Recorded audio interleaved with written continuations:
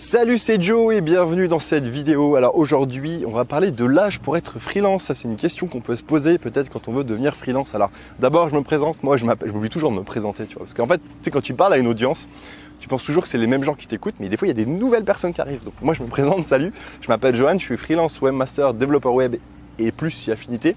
Voilà, parce que j'aime bien le web, je fais plein de trucs sur le web. Donc voilà, du coup, je fais des vidéos pour aider les gens qui veulent devenir freelance. Je partage un peu mon métier, ce qui me permet déjà d'apprendre et de m'améliorer, et de deux, de partager et d'aider d'autres personnes.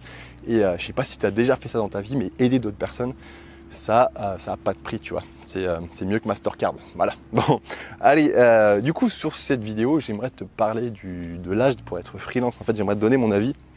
Alors, pour te dire, moi, j'ai 32 ans. J'ai 32 ans et je suis freelance depuis 1 an et demi. J'ai commencé en février 2017. Et moi j'ai toujours été freelance à l'étranger, c'est-à-dire que j'ai jamais fait du freelancing en France. J'ai commencé, j'étais en Australie et après je suis parti en Thaïlande, machin, bref, voilà, j'ai voyagé un peu pour arriver finalement au Brésil. Et voilà, récemment j'ai fait une vidéo qui s'appelait Statistiques de freelance. C'était l'année dernière, en 2018, tu vois. C'est pas si vieux que ça, mais finalement quand tu dis l'année dernière comme ça, c'est un peu vieux, hein. Qu'est-ce que t'en penses, non? Moi des fois je pète des plombs comme ça, je te demande des trucs, tu vois. Bref, du coup, voilà, il y avait cette vidéo et si je me souviens bien, ça parlait de. J'étais allé voir 2 sites où il y avait des stats sur les freelances, notamment des sites de plateforme. Et en fait, j'ai été surpris de voir que l'âge moyen du freelance en France, tu vois, pour commencer, c'était autour de 35 ans, s'il me semble bien. Ce qui, tout d'un coup, m'a permis de me sentir beaucoup mieux parce que je me suis dit, waouh, je suis jeune en fait, 32 ans pour me lancer en tant que freelance, c'est cool, tu vois. Parce que tu dis souvent que t'attends un petit peu, enfin je sais pas si tu as cette sensation. Bref, c'est là où je veux en venir aujourd'hui. C'est que aujourd'hui, je pense qu'il y a deux écoles. C'est-à-dire que tu as la première école qui va être tu vas d'abord travailler pour quelqu'un, peut-être en agence, tu vas faire tes propres armes et tes propres conneries aussi, tu vois, chez les gens, tu vois, comme ça, c'est les gens qui payent pour toi, c'est un peu salaud, mais c'est un peu ça. Et derrière, tu vas te lancer avec ton expérience que tu as appris en étant un peu tranquille, pépère, tu vois, tu as eu la sécurité de l'emploi pendant un moment, tu as peut-être même un contact, un réseau, etc. Si tu as travaillé en agence, si tu as travaillé, je sais pas, dans les grandes villes, Paris, Lyon, en SS2I, bref, tout ça, tous ces trucs-là. Du coup, pour te lancer, tu as déjà plus ou moins des pré-clients. Parce que qu'est-ce qui se passe quand tu travailles en agence? C'est que tu te fais des contacts, et puis forcément, il y a des gens avec qui ça passe plus que d'autres. Peut-être tes anciens patrons aussi, moi c'était le cas, tu vois. Et bref, du coup, ça te permet de commencer. Après, il y a la deuxième école qui est de commencer directement en sortant de l'école, tu vois, ou même en parallèle de l'école. Et je pense que ça, il y a de plus en plus de personnes qui le font, c'est-à-dire, tu es à l'école et puis tu commences à vouloir gagner ta vie et tu sais que tu as vu qu'il y a plein de gens qui font ça sur Internet, qui gagnent leur vie avec leur chaîne YouTube ou je sais trop quoi, tu vois, et au dropshipping et conneries dans ce genre. Et puis tu as cette partie de... Finalement, un truc qui existe depuis pas des millions d'années, mais qui existe depuis longtemps, c'est le fait de faire de la prestation de service. C'est-à-dire que tu offres des services, tu vends tes services à des clients, et puis derrière eux, ils te donnent de l'argent en échange, quoi, tu vois. Et puis finalement, c'est un boulot qui existe depuis des années, quoi, mais c'est un truc qui est intéressant et qui te permet aussi, au lieu de passer par l'agence, tu vois, tu te fais tes propres armes. Et l'avantage de ça, c'est que tu te fais tes armes aussi sur la partie entrepreneuriale. C'est-à-dire que tu n'es pas là uniquement en tant que salarié à exécuter le job, tu es là aussi pour manager ton entreprise et apprendre. Et voilà. Alors moi, j'aimerais te donner mon avis là-dessus, sur savoir quel âge c'est mieux pour commencer. Après, c'est juste mon avis, c'est mon opinion, tu vois, et c'est basé sur mon expérience. Moi, j'ai pris, donc comme je te disais, j'ai commencé il y a 2 ans, donc j'ai commencé à 30 ans, tu vois, après un voyage qui a été un peu initiatique pour moi, c'est-à-dire que je me suis dit que voilà, il y avait autre chose dans la vie que ce qu'on m'avait proposé, et j'avais fait une vidéo il n'y a pas longtemps, je te disais pourquoi le voyage va foutre le bordel dans ta life, tu vois. N'hésite pas à aller voir si tu as envie de partir en voyage, ça va te motiver. Je me suis dit, allez, crée-toi un truc, et puis tu verras ce qui se passe. Aujourd'hui, avec Internet, tu sais, tu as moyen de travailler depuis n'importe où, tu as moyen de créer des choses sympas. Donc voilà, je me suis dit ça. Et du coup, j'ai commencé et je regrette pas, tu vois. Aujourd'hui, j'ai plus de réveil le matin, je me lève quand je veux. Alors je me lève tôt, tu vois, naturellement. J'ai des clients qui sont super sympas, qui ont des beaux projets. Je me kiffe faire mes petites vidéos, tu vois, sur YouTube. Je me crée petit à petit le lifestyle que j'ai envie. Et ça n'a pas de prix. Et ce truc-là, je peux le faire aussi. Ça a été plus facile pour moi dans le sens où j'ai pas eu besoin de chercher des clients. Dans le sens où, pour commencer, j'avais déjà des amis des amis entrepreneurs qui avaient besoin de mes services et ça n'a pas été très difficile de trouver des clients. Genre, j'ai galéré un peu, mais c'est vraiment minime. Pourquoi ? Parce que j'ai tout ce background, j'ai travaillé en agence 7 ans et j'avais déjà des gens dans mon entourage. Et du coup, ce qui m'a permis, par exemple, tu vois, j'ai fait mon bilan l'année dernière. Mes 2 premières années, mes plus gros clients, ça a été des gens que je connaissais avant. Et d'ailleurs, si tu te lances en tant que freelance, tu verras la plupart des freelances qui se lancent, les premiers clients qu'ils ont, c'est des clients qui sont dans leur entourage. Tu vois, c'est des clients qui, je sais pas, de la famille, des proches, des entrepreneurs. Et c'est toujours comme ça qu'on commence. Et il faut pas. J'ai fait une vidéo aussi la dernière, je me souviens, putain, j'en fais des vidéos où je t'expliquais. Putain, je me souviens plus. C'est ne te sous-estime pas. Je t'invite à aller voir cette vidéo. Dans le sens où je disais que je te donnais des conseils, notamment pour aborder des clients en termes de communication.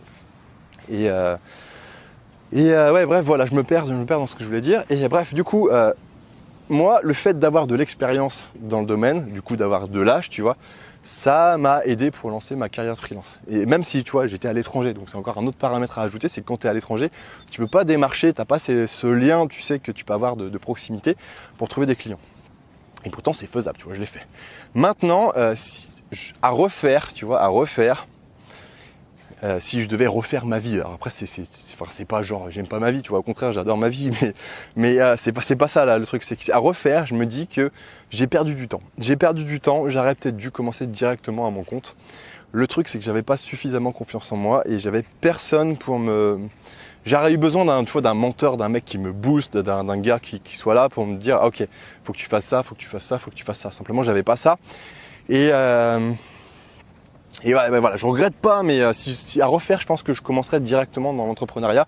Pourquoi ? Parce que l'entrepreneuriat, c'est la meilleure école qui puisse exister pour te développer personnellement, et puis c'est la vie, quoi. C'est-à-dire que voilà, t'es libre, tu crées un petit peu ce que tu veux. Il y a des jours c'est la merde, il y a des jours c'est pas la merde, mais voilà. Du coup, à refaire, moi je commencerai plus jeune, à la sortie de mes études, voire même en parallèle de mes études. Et finalement, je le faisais déjà un petit peu en parallèle de mes études, mais j'ai jamais pris la case vraiment entrepreneuriat. C'était plus du loisir, tu vois. Moi, j'étais DJ, j'ai fait de la prestation de service en tant que DJ pendant 12 ans, mais c'était du hobby, tu vois. Je voyais pas ça comme un boulot finalement.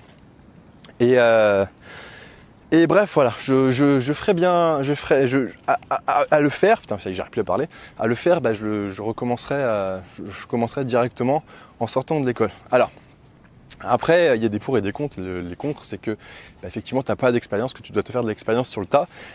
Mais si je prends le contexte d'aujourd'hui, tu vois, aujourd'hui, tu peux tout apprendre sur Internet. Tu n'as même pas besoin d'aller à l'école. Il y a tout sur Internet. C'est-à-dire que tu es un peu curieux, tu as envie d'apprendre, tu as un truc qui te plaît, qui te passionne. Je pense que en un mois, tu peux lever une compétence et en un mois, tu peux commencer à facturer des trucs, tu vois, sur Internet. Après, voilà, ça demande beaucoup de choses. Ça demande de la communication, ça demande d'avoir de la confiance en soi, ça demande de trouver des clients. Je sais que c'est pas simple. Mais pour moi, c'est le meilleur challenge parce que tout ce que tu apprends, les compétences que tu apprends, c'est des trucs que tu vas garder avec toi. Et plus tu commences tôt dans l'entrepreneuriat, plus ça va être facile pour toi d'entreprendre. Sans, même si tu te casses la gueule, tu auras envie de redémarrer. Et puis je pense qu'on a plus d'énergie à 20 ans qu'à 30 ans. Il y a Gary Vee, je ne sais pas si tu connais Gary Vaynerchuk, je ne sais jamais dire son nom, tu vois. C'est un mec que j'aime bien et j'avais vu un truc qui disait que le meilleur moment pour prendre des risques, c'est la vingtaine. Parce qu'après, plus tu vieillis, plus t'as peut-être des enfants, t'as peut-être plus de contraintes. Et du coup, c'est plus compliqué de prendre des risques. Je dis pas que c'est impossible, mais c'est plus compliqué. Et du coup, le meilleur moment, il disait que c'était la vingtaine. Donc, pour te dire qu'est-ce que je ferais aujourd'hui si je devais...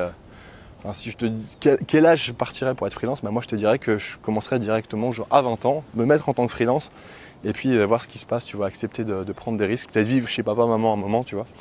Et puis profiter de ce moment-là pour mettre les pieds dedans et tout donner. Un autre truc à ajouter là-dessus, c'est la retraite. Tu sais, il y a beaucoup de gens qui se disent qu'ils vont perdre du temps pour leur retraite. Enfin, moi, c'est un truc qu'on me dit souvent, tu perds du temps pour ta retraite, c'est au début, ça marche peut-être pas forcément bien, tu cotises pas, etc. Quoi te dire ? Moi, je pense que la retraite, on n'en aura pas de toute façon. Donc, plus tu commences l'entrepreneuriat jeune, plus tu auras le temps d'économiser pour ta retraite, tu vois. Surtout si tu pars vivre à l'étranger, tu auras certainement un meilleur pouvoir d'achat. Et du coup, tu pourras mettre de côté pour ta retraite. Et puis même, de toute façon, quand tu vas facturer, si c'est une société, tu vas cotiser aussi pour ta retraite. Donc, te fais pas de soucis là-dessus. Surtout si tu as 20 ans, tu vois, c'est pas le moment de penser à ça. Ce que tu dois penser, c'est créer un métier qui te plaît, un truc où tu te sens bien, un truc où tu peux t'épanouir. Et derrière, au bout d'un certain temps, 1 an, 2 ans, 3 ans, 4 ans, si tu perdures, si tu persévères, Moi, je connais personne qui n'a pas réussi, tu vois, en persévérant pas. Bien sûr, si tu as un échec, ça peut arriver, mais derrière, tu peux te relancer sur un truc, on apprend de nos échecs. Et voilà. Bon, bah, écoute, j'espère que cette vidéo t'a plu. N'hésite pas à me dire, toi, quel âge tu as. Quel âge tu as et pourquoi, enfin, surtout quel âge tu as pour te lancer en tant que freelance, tu vois, si tu hésites, tu vois. Dis-moi ton âge, ça me permettra d'avoir une idée un petit peu de la moyenne des gens. Alors, je sais pas si tu m'entends, il y a le bruit des vagues. Voilà, n'hésite pas à me mettre en commentaire quel âge tu as et puis voilà. Puis si tu viens d'arriver sur cette vidéo et que tu vas avoir plus de partage sur le freelancing, sur mes petites idées par rapport au voyage, au digital nomadisme, sur le Brésil et Jericoacoara, et ben écoute, n'hésite pas à t'abonner. Et sur ce, moi je te souhaite une très belle fin de journée. On se donne rendez-vous dans 2 jours pour une prochaine vidéo. Et voilà, ciao ciao, et je te laisse sur le surf.